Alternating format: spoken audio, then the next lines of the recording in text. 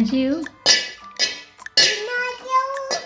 गरीबीचं खाऊ लोखंडाचं जिन जीव आबरूचं धनी